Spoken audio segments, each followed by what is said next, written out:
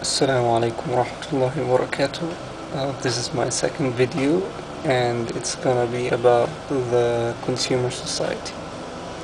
I'll begin the video with a quote about a man called Victor Lebeau. He's not a famous guy, I don't even know him, but I really like this quote that he said. The quote basically says, "Our enormously productive society demands that we make consumption our way of life, or as we could say, religion. That we turn the buying and the use of goods into ritual, seeking in them spiritual and ego satisfaction in consumption.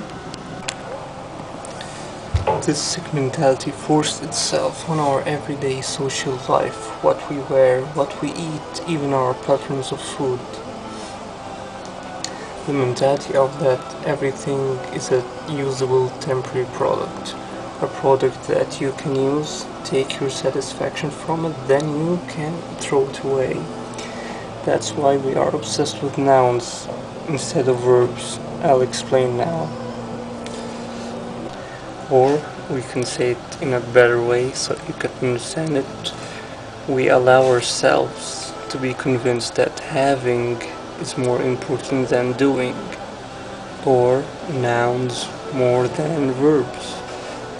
For example, I want to learn becomes I need an education. Learning is a process, it's a verb. Education is a noun. Another example, I want to take a walk becomes now in the consumer society I need a transportation. Walk, it's a verb. Transportation is a noun. Also, I want to make love.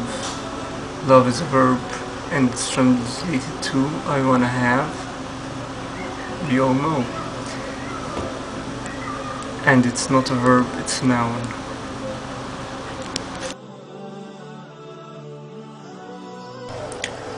By the end of the Second World War, the mentality of the more you consume, the more successful you become. This mentality emerged into the American society, and later on, at like the mid-50s, it was transported to Europe. We never stop and actually ask ourselves, why are we doing all of this? I mean our jobs and stuff, because we work in jobs that we don't like to get things that we don't actually need. All these corporate companies, they wanna force us to desire things that we don't actually need. They wanna turn us all into the perfect consumer, the consumer that they control, or as it said in marketing, the one-dimensional man. The one-dimensional man, the man that can be predicted easily. He has no variables in his surroundings that affects his decision. An example for the one-dimensional man for men is cars, jeans, burger, women who don't dress decently, and for females, a one-dimensional being is makeup, hair, shoes, and creams. You see, we are easy to predict. They can force us all to desire things that we don't actually need. The man who has no inner life is a slave of his surroundings, or should I say it in a nicer form, the man who has no values inside him is a slave for the corporate companies. They can control him very easily. He's a one-dimensional man. Hold to your values. Hold tight to your values.